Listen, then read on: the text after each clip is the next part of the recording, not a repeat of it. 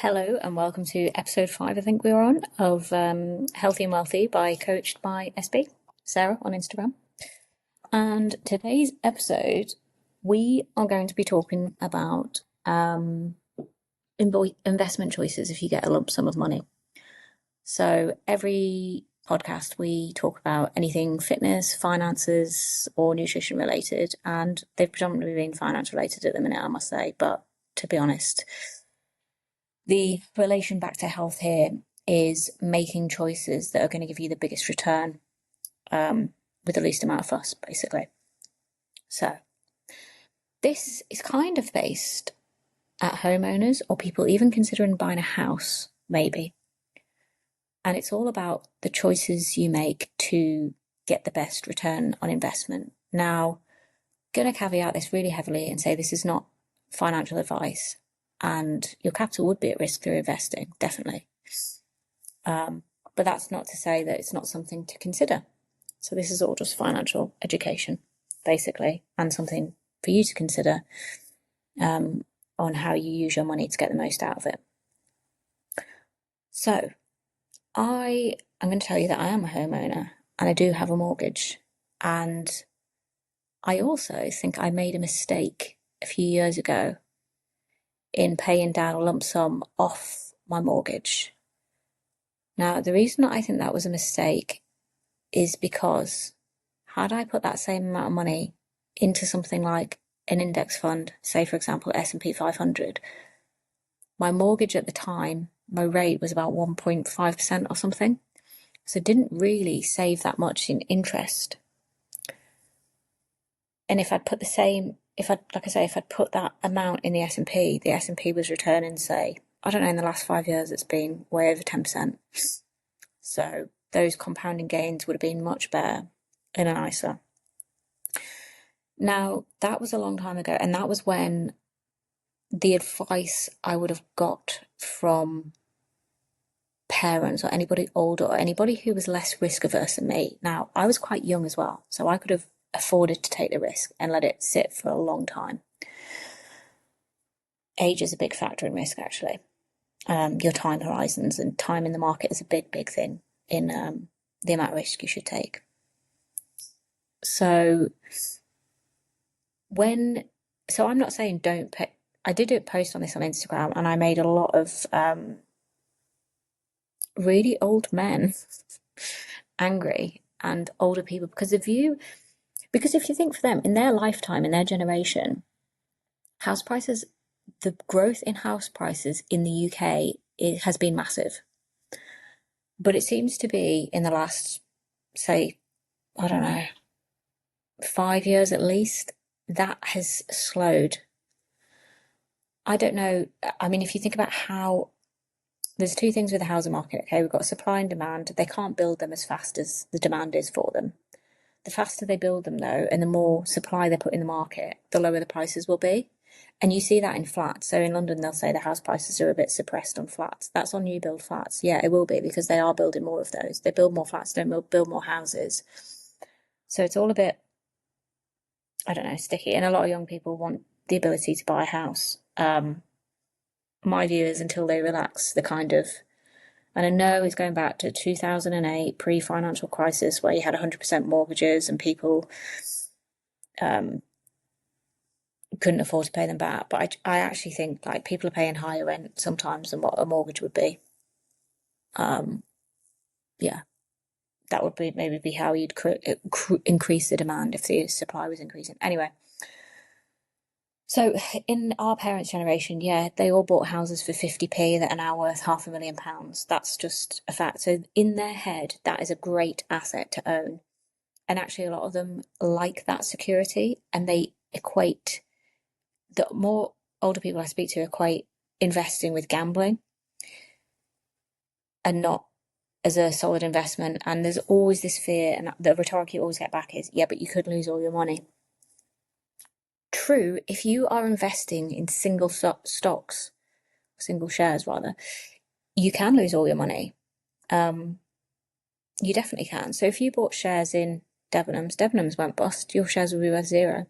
I don't know if Debenhams was owned by somebody or what, or if it got sold, what, but you get the gist. Like, if a business goes under and you have a load of money in that one share, or it doesn't perform, or it chronically underperforms, it never recovers from the high price that you bought it at, things like that, then yeah, you might lose money. That's a fact. If you're investing in index funds, though, index funds are very different. So index funds, you've got a lot of diversification in there. You're buying S&P 5. I always use the S&P 500, but like a world fund, and there's different types of world funds. Okay, there's different different type of world funds. So some track mid cap, large cap, small cap, don't include emerging markets, do include things like that. But your diversification of risk is massive. If you don't know what I mean by it when I say mid cap, large cap, capitalization is basically the value of the firm based on its total shareholding. So I think a large cap would be anything over 100 million. I think mid cap maybe anything over 20, between 20 and 100.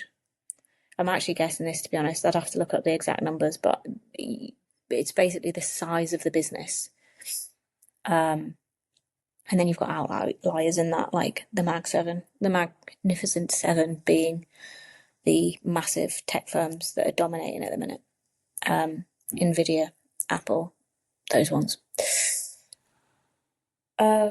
Yeah, so if you bought in actually the S&P 500 isn't the most diversified because you're very much in the American market, and because the concentration, because of the size of the Magnificent Seven, you're weighted towards that. So the S&P, when you're buying say you buy one share in the S&P 500, it's a weighted share. So you'll be buying a little bit more of AI and a little bit less of whoever's at the bottom of that 500.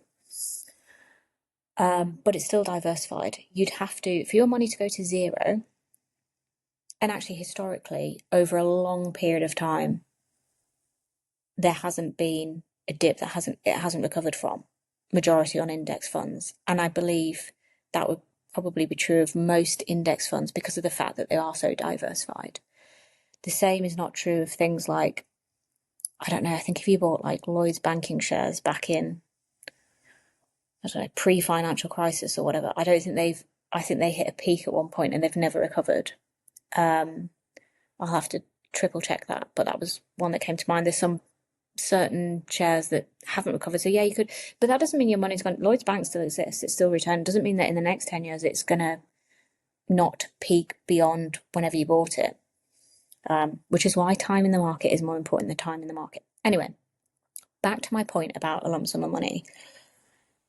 So people want to pay off their houses quickly because they think it gives them some sort of financial security. But most mortgages are, say, I don't know, 25 years. They're long.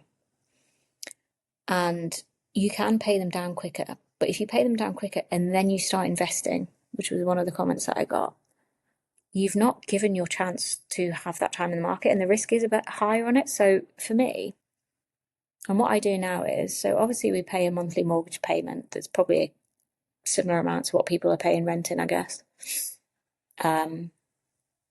Particularly in London, actually, even with the mortgage rates at the minute, I think our rent is probably comparable, if not maybe a bit less than someone renting around here.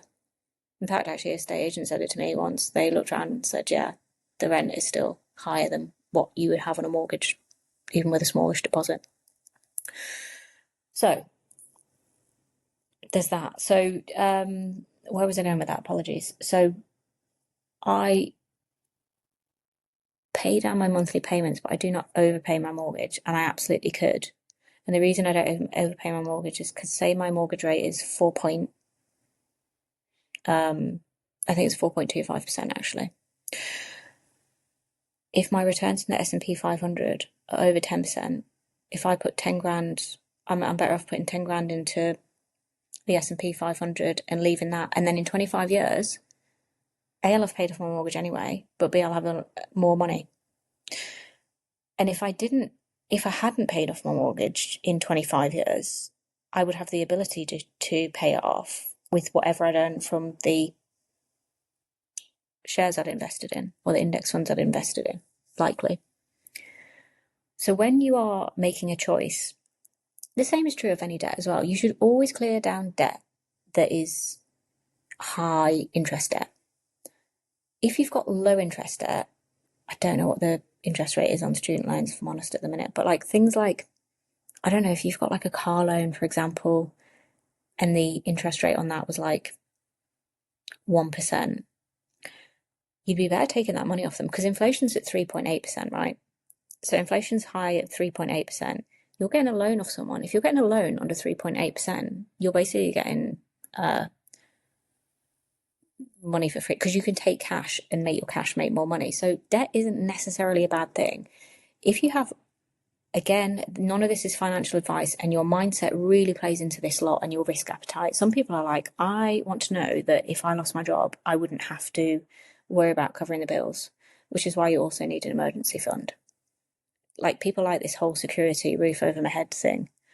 You do know though, I mean, does anyone remember? I don't know if people have got remember, but during COVID, the banks were ringing everyone up. I know they rang me and said, you can stop. The banks are quite flexible. They don't actually want to come and take your house because they usually sell it in a like fire sale and sell it for less value than they're going to get off the term of the loan. So they're quite flexible. If you are in financial difficulty, again, not financial advice, and I'm not suggesting you stop making payments on your mortgage or anything like that, or you get yourself into stupid amounts of debt, but mortgage debt is low, to be honest, and in comparison to getting your money invested, if you're just putting it in cash savings, then maybe the mortgage is the better place to do it.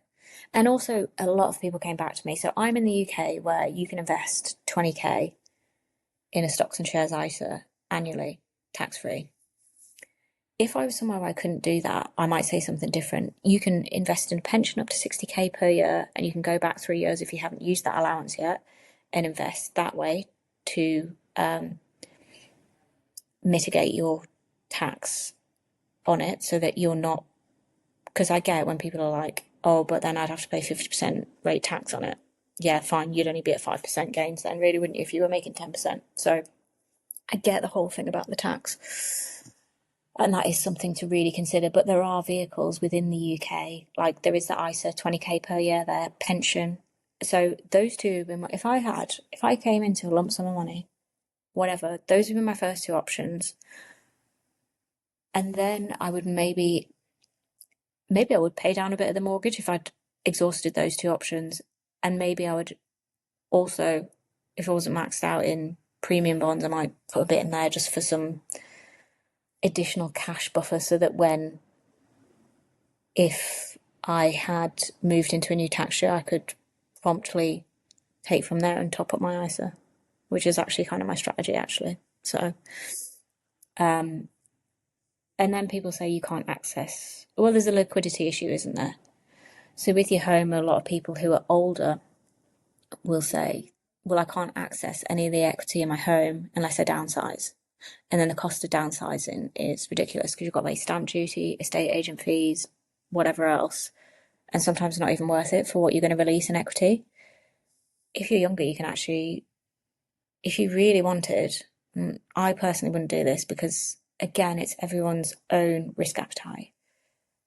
But we could extend our mortgage, take the equity we've got out of it that we think we've made. Well, we know we have definitely got some equity, but take that out and then put that into investments if we really wanted. I say I don't want to do that. I do sometimes think about doing that, but then your monthly payments are higher and, you need to get the balance right, which is why you need to understand your own risk, your own level of risk. So I've actually done a sheet that will assess your level of risk. And then based on that risk, you need to come up with a strategy for how you allocate your money that makes you feel good. Because everything with investing is a lot to do with your behaviours, habits, and how you feel around money. Absolutely everything, really. So if you're really risk averse, you probably would pay off your house first. That might be the best investment for you. And you might feel a peace of mind that you don't ever have to worry about it. And you live freely. You might want to put some money in bonds. Bond yields can be around, I think gilts are maybe around, depends because you buy them to like a maturity date, so it depends on what maturity date you pick, but they can be around 4 or 5% sometimes. But then you're locking, again, you've got the liquidity issue because with gilts, you quite often, to get the better yield, sometimes you've got to lock away for longer. And then you've just got investments, and then you have to sit. And if you're up, like everyone says, investing is a long-term horizon. Yes, you will be more likely to see return and weather any dips and troughs. But that doesn't mean that if you've made money on something in 5 years and you're like, really want to go on this big extravagant holiday, but I've got no money, and actually investing's a long-term thing, and I've made money, but I've always been told it has to sit there for 10 years. If you've made money on it, you're just cementing a profit on it. If you want to take it out and do something with it. At the end of the day, money's there to make your life better. Like, what good is it sat in a bank account to some extent? You need a bit of balance there. But, so investing is a long-term horizon thing, and the longer that you can sit in the market, the more gains you will make. And there's a whole story about Warren Buffett started investing when he was like, I don't know, 10, something like that. So if he'd have just started investing in his 30s and stopped in his 60s, he would be like, I think the stat is something like, and this was out of Morgan Housel's book, 99% less rich than what he is, because compounding and time is the secret sauce. Yeah, but if you it is really normal to get money and just think, I have this massive amount of debt, I'm going to pay it down. Not always the best thing you can do with your money. If you've got the bottle to not do that, it might be better. I actually wish that I hadn't paid down my mortgage the one time that I did. I wish I'd put it in shares. The other thing with investing as well, with risk, this might be a slight tangent, but you don't have to, you can actually get help to understand what to do with your money. You can pay and go and see a financial advisor. Now, some of them won't speak to you unless you've got certain amounts of money. Some of them, the fees are massive, and actually you can learn it off different people. For example, me. I would give you education, I wouldn't give you advice.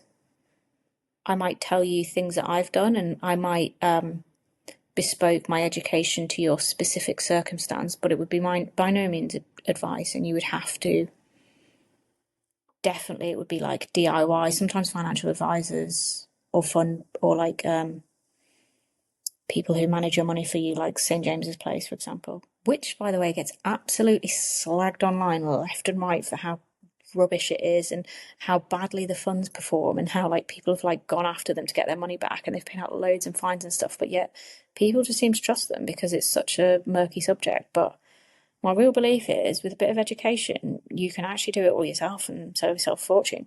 But there are the thing I was going to say, there are companies like JP Personal Investing. I think they've rebranded as, it was Nutmeg, but they got bought out by JP Investing. Now, if I think back to early on, when I very first started investing in my early 20s, and I knew about the S&P 500, knew how it all worked, but it was a bit nerve-wracking. And like, I've opened a stocks and shares ISA, but what does that mean? I have a pot of money that's just sat with JP Investing that's kind of, I think they do like robo management, so the fees aren't too bad, and the fees aren't too bad, and they manage the fund for me based on a questionnaire on how they assess my risk. Interestingly, though, I know someone else who opened an account with them, and my risk is 5 out of 5, 10 out of 10, whatever. I'm just like YOLO on the risk. Because I'm fairly youngish, I've got like a long investment horizon, and I can stomach when it dips. I'm like, it's not real money to me, it's just like there. I can't really touch it, I can touch it, it's in an ISA, I can take it out and stuff, but I don't know, once I've invested, I'm kind of like, oh, I can't touch any of that money, which is fine, because means I don't mess on with it, but like it doesn't feel real to me unless I was to cash it out. And I would only cash it out if I needed it. And I've got emergency funds and stuff like that. Anyway, this isn't really about me. But my point being, one of the first things I did when I started out was put money in with them. And I was like, okay, all I do is fill in this questionnaire on my risk and then they invest it for me. You can do that. And it will perform. Now, if your risk's lower, you've got less in equities and more in bonds, for example. They keep a bit in cash. And they maybe just, and then you get lower returns potentially.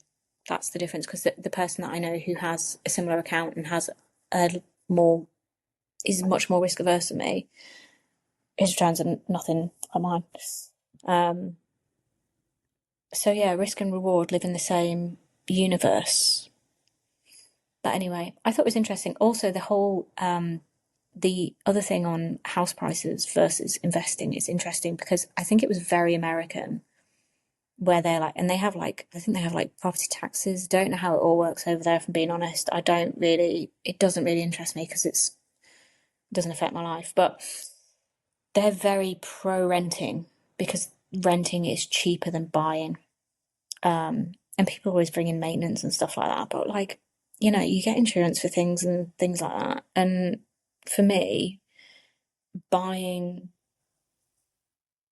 was helpful. We're not, you know, stamp duty is a lot, but then you've got like moving costs quite a lot, and you've got instability with renting and things like that. So if you choose to buy, then you mitigate some of that, and sometimes you just do things because you prefer to do them in life, which is what I'm saying about your attitude and mindset towards money is a big factor in how you invest. But they've got a very much like renter first mentality, whereas in the UK we're very like buying heavy. And actually, I used to have conversations with a guy at uni about this who said it was a very like the French are all very into like socialist house, like social housing and stuff like that. And it was only like it's northern, so it's very like anti Margaret Thatcher on about like, you know, she sold off all the council houses and blah blah blah, and it's made everyone worse off. And Europe's much more socialist and all the rest of it, which is interesting. Interesting that the British seem to be obsessed with buying houses, and it might not be the best thing to do with your money. But anyway, I've probably waffled on enough. And if I want to bring this back to health, I would say, you know, this is talking like risk is kind of talking about extremes. And it's the same with dieting. Often the best approach is kind of a middle approach where you're not like taking extreme risks. Like you're not leveraging and buying Bitcoin and stuff like that. That would be extreme levels of risk. Similarly with dieting, you probably want to be on like a moderate calorie deficit. You don't want to be going like too hard because you'll just like bound back up and stuff like that. So that's where we draw parallels with your health and your wealth. Similarly with muscle building, I mean, muscle building is something that takes time and discipline and commitment and consistency, which is very similar to investing. But yeah, I just think, yeah, if people were to come into lump sums of money, and it depends what time, again, risk and time horizons are very strongly linked, and like it depends on what time in your life.